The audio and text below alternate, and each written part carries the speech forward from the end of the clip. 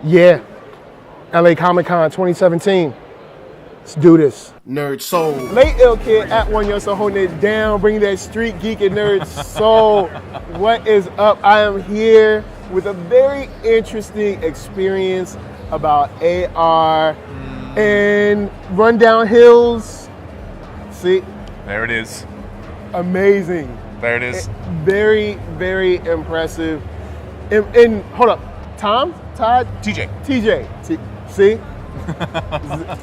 Look, That's trust how me. impressed it is. It's screwed with his memory completely. I'm telling you, it's Right. worth it. So he has this AR experience where you play music Yeah. that you actually have in your own group, Yep. but you also have a comic book Yeah.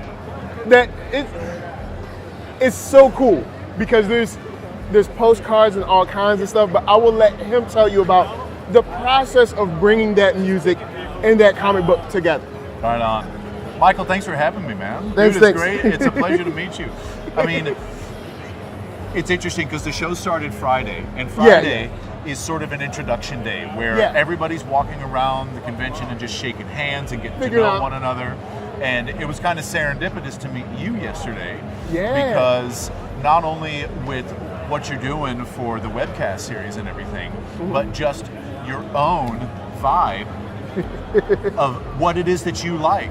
And I know that music and comic books are kind of at the top of that list in terms of the things that jazz you, and those are two things that jazz me. So I feel really grateful that we had a chance to be acquainted tomorrow. Or yesterday. And you got a chance to go to that music and comics panel. That's right. So that's very cool because that's something that you're actually inside right now. You're like doing it. Yeah. You're like at kind of what I would consider kind of like the testing grounds, the forefront of what AR and comic books might be. So explain the Rundown Hill project to everyone who doesn't know because you should know. I think it's really cool. So Rundown Hill's both a comic book and a band. And the concept for this started about 7 years ago. I'm a professional musician by trade. That's how I earn my living. I live here in Los Angeles for about the past 20 years or so. And I have been playing in another group where I was writing primarily all the repertoire we were playing. And then I started writing this new set of songs that didn't really fit with that group. And that group of songs kind of started to have its own life cycle. And I felt like this is time to start another project. Makes sense. And then I released an EP of that music. And when we released that EP, I asked a friend of mine, Scott Engel down in Long Beach, I asked him to do some cover art for us. And when I was describing to him the concepts behind the band, behind the name Rundown Hill, where that comes from, and he said, dude, this sounds amazing. Can I draw a picture about the name Rundown Hill? Okay. And I said, yeah, go for it. Let's just see what you come up with. And that's sort of how it began. When I saw that picture, I've never had such a profound, like, big bang experience where this flash of inspiration occurred all at once. And the narrative from the beginning of the story to the end of the story, where it's going to end, it came to me almost in an instant. And the idea to marry music and comic books, that's where it really started for me. Now, I've been a comic book reader since I was a kid. I've been a musician since I was 4 years old. So these are things that are kind of you grew up with. I grew up with. And you're like kind of, it's already part of you. It's already So it there. makes sense to play in the same sandbox. Totally. So it was a natural amalgamation of values. And that's what I'm really stoked on, is that this was not a marketing concept. You know, this was not a way to try to think like, well, what could I do to engage the audience? This is what I do. It was more like, what do I like and how can I put them together? What is personally satisfying about these forms that I like so much, and how could I do that in a way that's still unique to me, but as a way to share with everybody else that which I love and value so much? And that's really what Rundown Hill was born out of, is that set of values. Sounds good. Now, Rundown Hill, what does that mean? Okay, Rundown Hill literally means go to hell. Well, there you go. So, the show's over. Bang, we're done. Finished. You know? No, I grew up in a town called Wenatchee, Washington, which is a small farming community in Washington State. Roughly 40,000 people in the greater Wenatchee area. And one of my best friends is a fourth generation apple and cherry orchardist. And that's what he and his family have done for generations now. And when we were little, we were out in his pasture playing. And in his pasture, it's this big hillside that just goes down. Wow. And as we're playing out there, he turns to me, he's like, by the way, if the bull starts to chase you, just run downhill. And I was like, are you joking that there's a bull, a wild bull in this pasture right now? It's like, oh yeah, my family owns a bull. They own cows, they own goats, they own chickens, but in this pasture they have a bull. Yeah. Now, because you got to make more bulls. You have to make and more you have to be able cattle, to. right? You actually have to be able to make money off of being able to make more bulls for other farmers. Right. We'll leave. It's a family show. We'll leave that one alone. The subtleties of that are left to your imagination. But really, that's where it started from, was when he told me that vision and that story. What is at the bottom of this hill? What's at the bottom of your hill, Michael? When you're faced with this challenge, okay, it's an uphill battle everywhere you go. You could give up and you could go down to the bottom, because everybody could bottom out at any given moment. That's interesting. That's a deep concept. Now, I don't know. This kind of deep. If this has ever happened in your personal life or for any of your viewers, this concept of bottoming out. I don't know if this has ever happened to you. Yeah. Here's the wicked truth of it. There's no such thing as the bottom, because it can always get worse. It can continue to open up beneath you. What's at the bottom? That's a shame. That makes it even worse. I'm sorry to break it to you, Michael. It's like, it can get worse. It can get worse. What's at the bottom of someone's hill? There's always something worse for somebody else underneath that.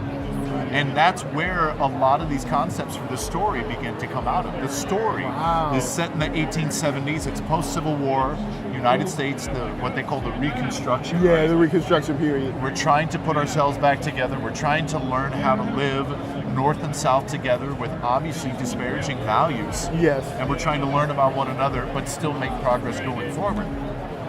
And this is a small farming town, similar to where I grew up, that gets a railroad spur, hence Spurs number 1. That's the name of our story. We get a railroad spur to town for the very first time. And along with that is another collision of values. This is at a certain point in the 19th century, the 1800s, the railroad was the epitome of technology. Yeah. Right? And it changed people's lives when they get a railroad spur to town because of your connection. It brings business, it brings, but it also brings a whole network of new people, new ideas, new ways of thinking, new ways of, even doing the business that it brings. Right, exactly. So, wow. Okay. So while this expansion is happening to the town of Kilbourne, is the name of our town, as they're excavating to get ready to lay these tracks, they unearth something that perhaps they should not have. And it causes people to spontaneously combust.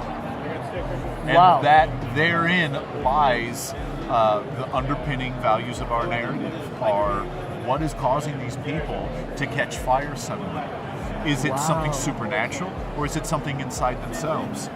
We don't learn about this until we get deeper into the story, and it's this collision, again, the collision of values.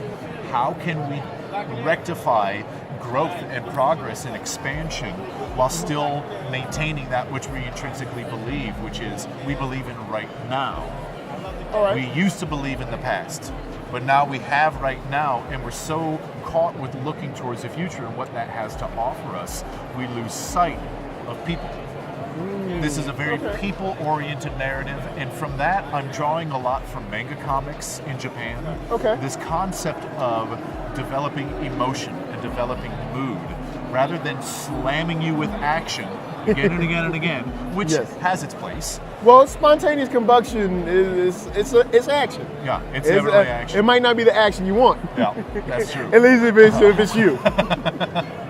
But it's talking about people, and it's talking about the people in this town. And there's one character, a young boy, who loses both of his parents to this spontaneous combustion, and he gets put in hiding at another town or another house on the outskirts of town that has this beautiful garden that just grows perpetually throughout the year.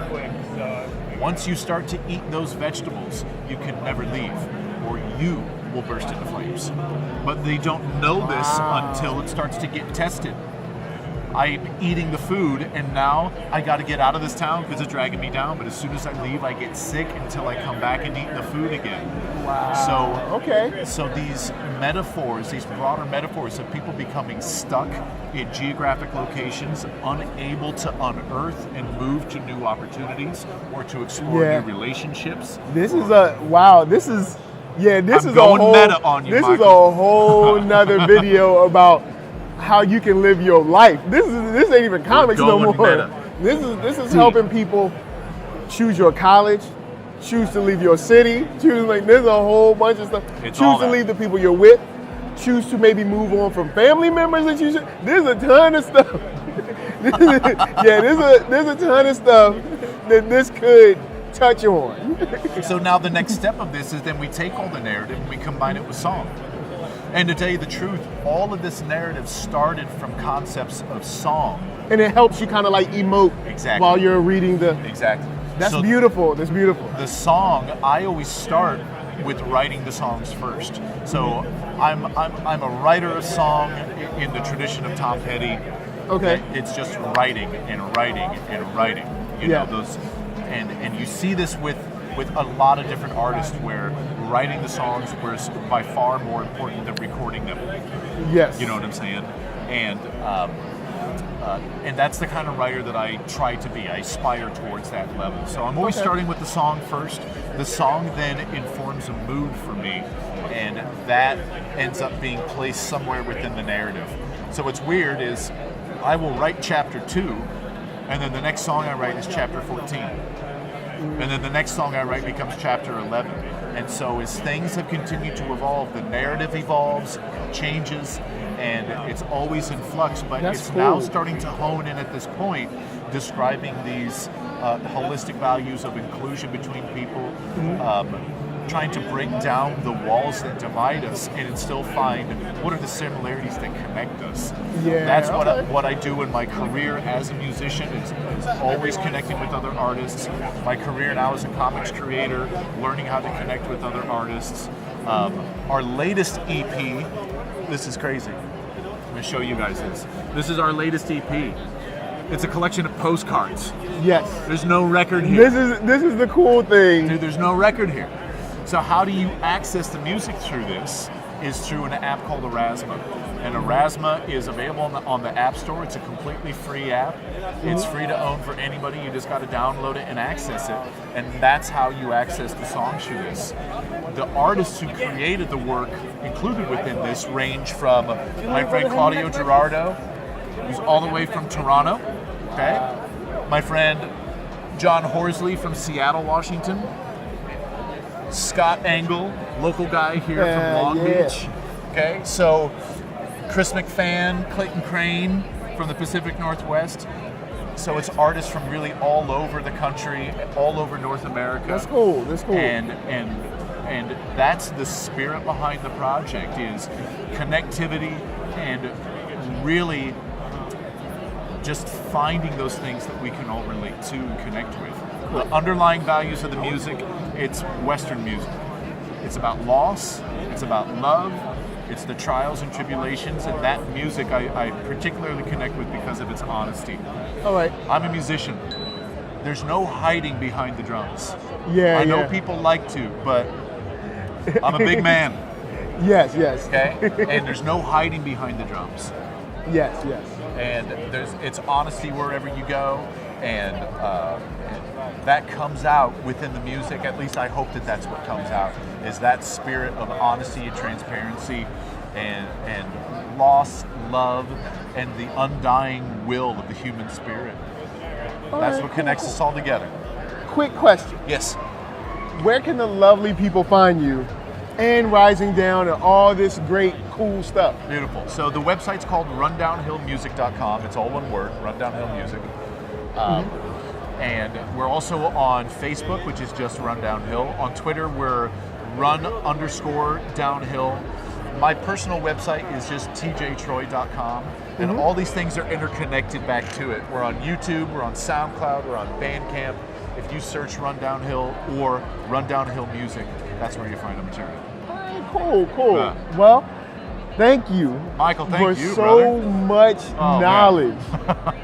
And so there's a lot that people can gain from this from this project. Hope you guys that are watching are digging the stuff.